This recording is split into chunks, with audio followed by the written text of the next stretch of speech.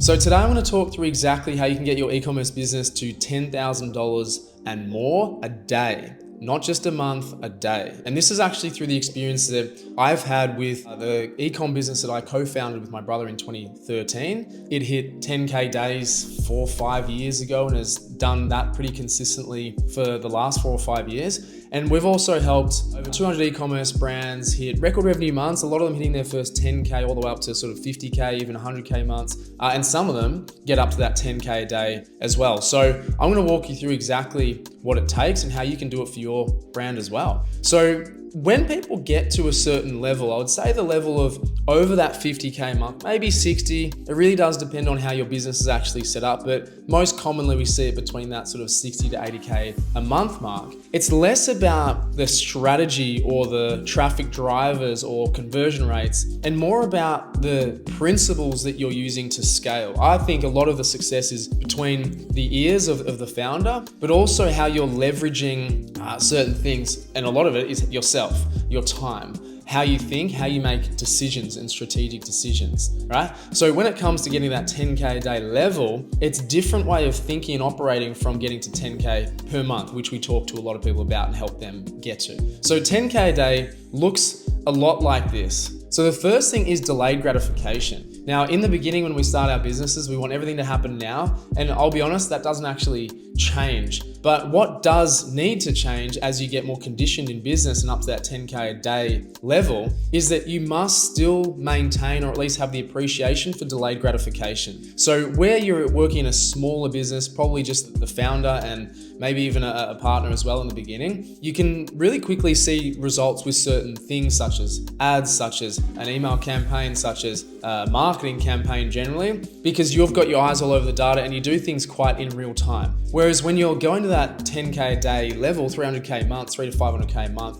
levels, you need to have delayed gratification. So what that basically looks like is planting seeds and laying foundations for things that come to fruition in the next 30, 60, 90, even 180 days. That's 6 months down the line, right? So it's less about how we're getting sales today. Of course, that's good and that's good to focus on, and that the thing is that it's probably working, like you're getting daily sales, and more about how can we step it up for those next 3 to 6 months, right? Delayed gratification, even 12 months down the line. So delayed gratification becomes really important, right? What am I doing now to see things come to fruition in 30, 60, 90, 180 days time? And this is something we've spoken about with a couple of clients in our up-level mastermind. Okay, a lot of them are striving for their first, that 100K, but also a couple of 100K a month as well, obviously pushing towards the 10K days. And we talk about this all the time. So we're gonna put this money in, we're gonna send or build up this database to this size so that in the next 3, 6 months, even 12 months, we're gonna reap the rewards. But this is how we do it, and this is how we've done it in the past and how you're going to do it. Okay, so delayed gratification becomes really important. Really, the way I basically talk is we say we want to be impatient with our actions, right? What we're doing, planting the seeds, and patient with our results, because that's not something we can technically control, right? So we want to be really patient with our results, impatient with our actions, but have delayed gratification, the mindset of the longer term future. That's how 10K a day operators are actually operating and thinking. The second thing is our daily activities. People at that level are not feast and famine, right? We've got consistent sales coming through the door. We're optimizing the channels by the 1%. Maybe you've got some people looking after it. Maybe you're still doing it yourself. Totally fine, as long as you got your fingers on the pulse and on the dials, right? But your daily activities are all skewed towards sales generation. Okay, it can be again shorter or longer term, but they know the difference is sales, sales, sales. The more time that I'm detracting away from generating more sales or putting plans in place for more sales, the more leakage we're getting through the bucket. Okay, so what typically happens, and you probably find this between I'd say like the 15K a month to that 50K a month. It's when you're the most busy. It's probably when your cash flows are like yo-yos.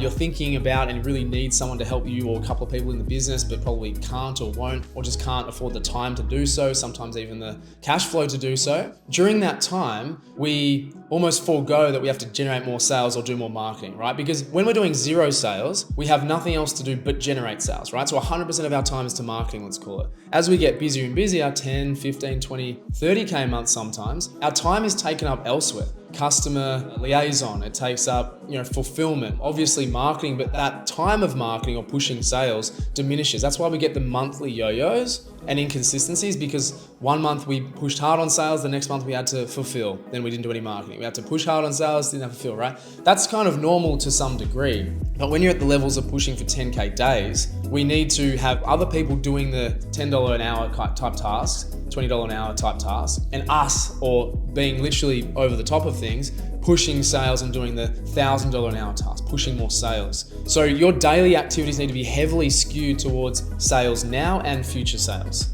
okay? And profitability, of course. So daily activities, you need to get as close to 100% as possible of your focus on driving more sales and marketing, okay? Then you've got your team or other people pushing back, or even your spare time. I say spare time, but spare time doing the other things. Nothing takes priority over driving more sales. Okay, so whether that's your area of expertise of ads or the organic, whatever it might be, it's developing campaigns so that the pipe is never dry, right? We don't want to have those yo-yos at those levels. You'll still get similar yo-yos, but from day 1 on the month to day 30 on the month, 31st, that is where we need to see steady growth and consistency, or an average over the days within the month, because we always get daily fluctuations, of course. So that's obviously where the marketing comes into it. Like I said, spending as much as 100% as possible on those efforts, the paid and the organic and our database. That's our marketing triangle that we talk about. What are we doing on each day to cover off all of those bases? Paid, organic, database, paid, organic, database. Just rinse and repeat. Where can you leverage more? Where can you plan more? Where can you do more? Where can you build up more of your database? How can you harvest more from your database and your sphere of influence, as we call it, right? So your daily activities need to be really tight, and you need to know what's driving sales constantly, and that's what's going to create the consistency in your daily activity level. The third thing is feedback and testing. All right, so once you hit, really like $1 million a year, and I've spoken in previous videos about getting to $1 million a year where it's one product, one channel, one niche, right? Once you get to that point, you can expand out in terms of your ranges, or what I'd say even your focus areas, let's call it. Okay, so what we typically say when people have a smorgasbord of products that they want to start pushing or promoting, we often say focus on one thing, focus on the lowest hanging fruit opportunity that people actually want. All right, don't push something that people aren't familiar with, isn't going to sell, and you're just working really hard for the sake of working really hard to push something. So once you're over that $1 million, and especially getting up to that 10K day level, we really want to be testing things all the time. Marketing, yes, of course, but I'm talking about products as well. And we then get feedback from our market. So we want to basically be told or be led by customers, existing customers, out what should come next with our products. We can hypothesize, of course, we can come up with the initiation, but we're gonna basically put it out there in terms of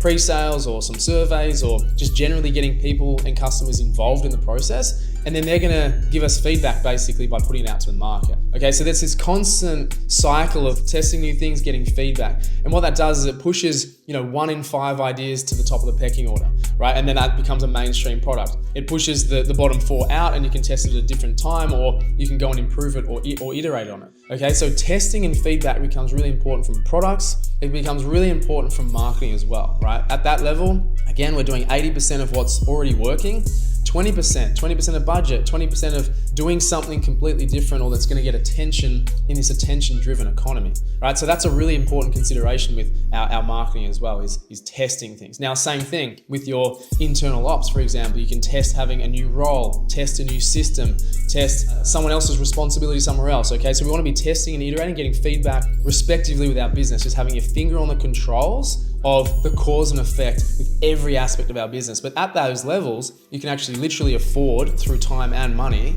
to be testing constantly to then step up these levels and build the foundations really strong to that level. And the fourth thing is long-term thinking versus short-term thinking. I spoke a little bit earlier about not thinking about just today's sales, how we're gonna eat today. It's about thinking not just 1 year, 3 years, it's like 5 and 10 years down the line.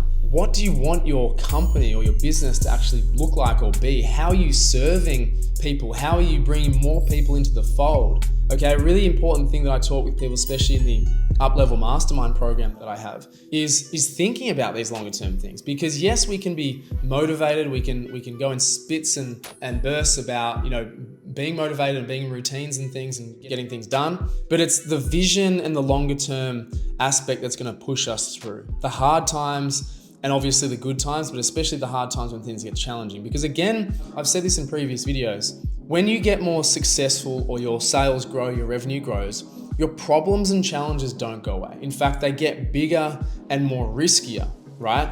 You're dealing with bigger volumes, bigger money, bigger risk, bigger potential loss. But you get better as an operator at dealing with these things, okay? So that's where you can change your thinking. You know you've ridden the peaks and troughs of getting to this point, right? Hitting the precipice of 10K days. You're successful in your own right as a business owner, but you know and can ride these things out and be unemotional about the highs and lows, right? We make decisions based on what's going to happen in, or your vision in 3 to 5 years time. That's when we're talking about premises. That's when we're talking about trade relationships with suppliers. That's when we're talking about all sorts of other arrangements we can, instead of planning for the next week or month ahead, we're planning for the years ahead. Okay, again, it comes into real relevance when we're talking about premises and things like that, where you're signing leases and things with big upfront costs, but longer term cash and profitability benefits, of course.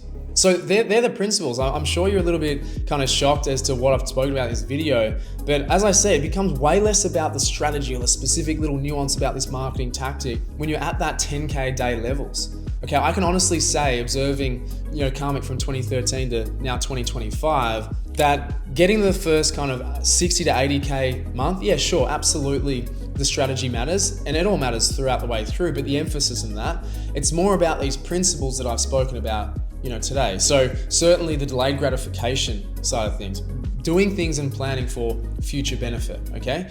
The daily activities, so knowing exactly what you need to be doing, but focusing still 100% as much as possible on driving more sales. Nothing takes priority over that. It's about driving, getting everyone else to do the other things. Feedback and testing was number 3. So in all aspects of the business, not just product, not just marketing, but also staffing and your internal ops as well. You want to be able to test and get feedback to become a really well-oiled, optimized machine. And the 4th thing is long-term versus short-term, making decisions, putting plays in place, and understanding exactly where your business is going for the longer term. And that then creates what I call the void to fill. When we have a void that opens up through our own planning and how we think as an entrepreneur, then we can do nothing except fill that void with action. All right, and I've seen that work and pay dividends for Karmic and then other businesses that we've worked with as well, doing multiple hundreds per month, and especially those ones getting up to 10K per day. So that's what I wanted to go through. Hopefully that was valuable for you. If it was, if you want to know how we help e-commerce businesses, there's a link down below. You can check it out, what we do, and obviously book a call if you're interested in chatting more with my team. You don't have to, of course, but nonetheless, if you did like this video, if you got value, just give it a thumbs up and subscribe, and feel free to drop a comment below. And I'm always looking at the comments. I'm always wanting to know what e-commerce entrepreneurs are needing help with and assistance with, so I'm creating these videos all the time. So other than that, really appreciate you being here. Thanks for watching till the end, and I'll see you in the next video. See ya.